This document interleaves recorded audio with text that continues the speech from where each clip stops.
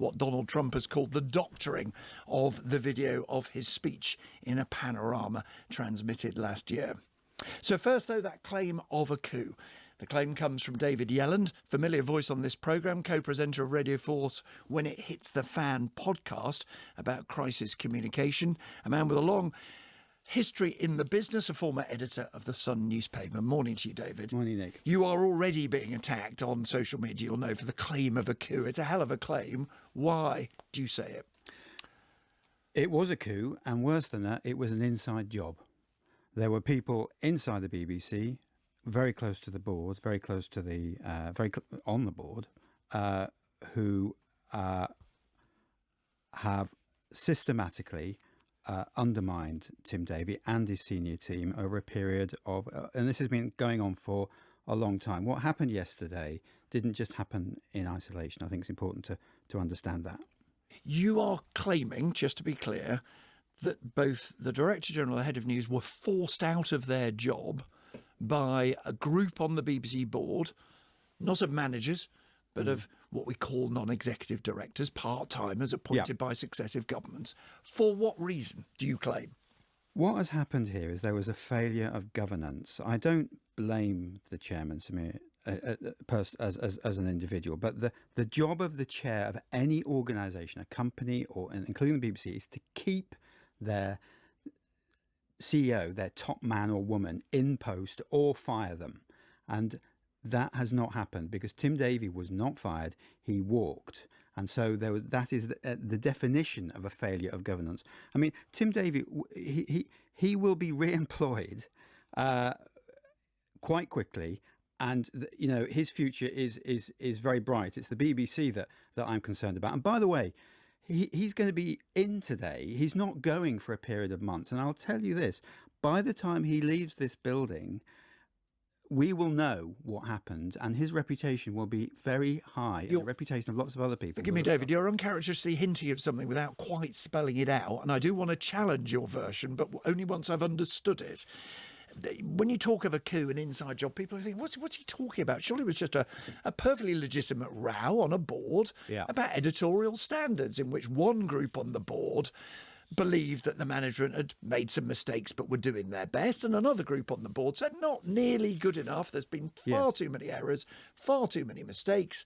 We keep telling you about this. You keep failing to sort it out, and therefore we've had enough of you. No, I understand that, and there is some truth in that. But one of the peculiar natures of my career is that although I'm sat here now in the Today programme studio, I spent 2 decades in the newspaper business, and as you know, and people know, I was editor of the Sun. I was very close to Rupert Murdoch. I've often been in rooms I know Michael Prescott. I know all these people extremely well, and I know how they think, and I know what they've been trying to do for a long time. And I myself, when I was editing the Sun, wrote leaders saying the BBC should be closed down.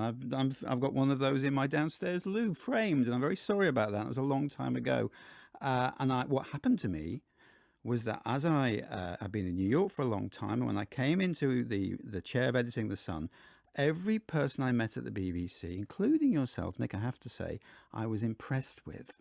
And I began to compare my own organisation to the BBC. And I will say to the listeners and to anyone that's listening and interested in this, believe you me, there is a reason why the BBC is the most trusted news organisation in the world, and newspapers are not. And this is a victory. Look at who is celebrating this morning, including the President of the United States. You know, this is not a good day, and I do think there was a failure of governance. It may well be that the new chair came in and the structure wasn't right and he couldn't do anything about it, but we do need, I think the BBC needs to look very carefully at that. And final thought, David, if I may, I think, and I don't want to put words in your mouth, but you're saying, and Charles Moore will speak for himself in a second, you, I think, are saying that the people on the board you allege carried out this coup were not trying to make the BBC better.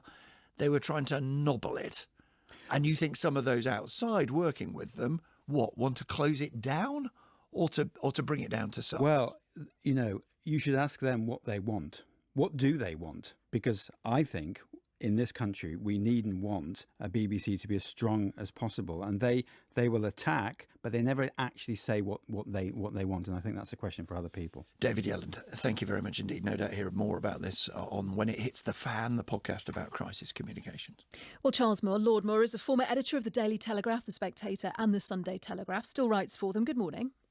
Good morning. I'd like to ask you a little more about what David Yelland was saying, particularly in terms of there being a coup potentially run from within. But before I do, I'm keen to try and understand what your position is now on the BBC, because in the past you have chosen not to pay the licence fee. You were fined for that back in 2010, but you were also mooted as a potential chairman yourself at one point. So do you believe in the BBC? Do you believe the BBC is a good thing, a necessary thing for the UK? I think the absolutely key thing about the BBC for its survival and why it matters is its impartiality. And that is what Tim Davie announced when he became Director General he would try to enforce, and which he didn't succeed in enforcing, and therefore he's gone.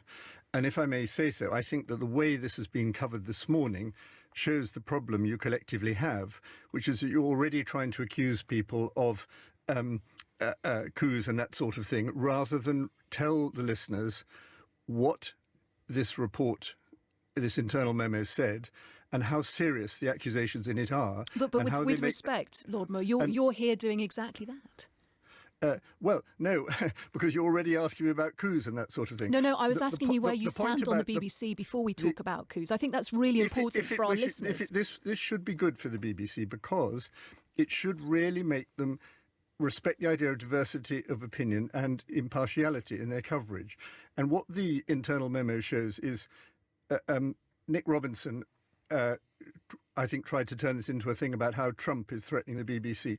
There's actually only one thing about Trump in this, by far, which is important, but it's only one. By far the biggest thing in the internal memo is about the coverage of the Israel-Gaza. And this shows the most extraordinary degree of systemic bias, particularly in BBC Arabic, which on the day of the attack, October the 7th, the English language version on the website carried 19 stories about the taking of hostages. BBC Arabic carried none. And they interviewed, there's a man, for example, called Sama El-Zainen, who regularly used, who said that Jews should be burned as Hitler did. And he's appeared 244 times between November 23 and April 25 on BBC Arabic. By the way, Anna, the day of Tim Davie's resignation was in fact the same day as the Kristallnacht atrocities in 1938. And on Kristallnacht, it's often said that the figure is given, it may not be quite accurate, that 91 people, Jews, were killed that day by the Nazis. In October the 7th, well over 10 times that number were killed. And yet it turns out that the BBC has been repeatedly using Hamas, who believe in the murder of Jews, and who are, what would you say, what do you think if a BBC station or series of programmes employed Nazis? But here is an absolutely massive problem, never addressed, never even admitted. So, Lord Moore, this is the scale of the problem. Let me ask you, if I may, do you think that now we've had the resignations of the Director General and of the Head of News, do you think the BBC is in a better and more positive place this morning than it was yesterday morning? Well, I'm sure it isn't this morning, because you're all at sixes and sevens, and as Nick Robinson showed, you're still trying to blame it on others and suggest coups and plots. But ultimately, this will be better. Or if it isn't better, that really is the end of the BBC, because now you have the chance to take impartiality seriously. I'm a BBC lifer as a listener, not as a participant. And I have always loved and respected the BBC's concentration on giving you impartial news. But the fact is, since the 1960s, when I was a boy, since then, it's unfortunately got very, very much worse. What do you think it should look like is what I'm trying to get to. I'm really keen to know, and I do want to ask you about coups as well, but I'm really keen to know what you think the BBC should look like. Well, if you think it needs to admit, first thing you have to do is admit you're wrong instead of trying to defend yourself in this ridiculous way. All the BBC's bias goes in one direction.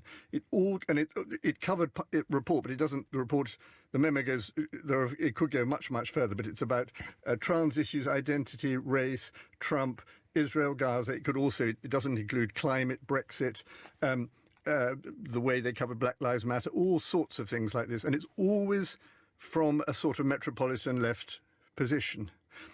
Absolutely consistently, that's how the bias is. So that means that it's not serving a very, very large percentage of the licence fee payers. I'm not, of course, saying that it should be right-wing either. I'm saying it should take impartiality seriously and put in people capable of running this gigantic and self-satisfied bureaucracy.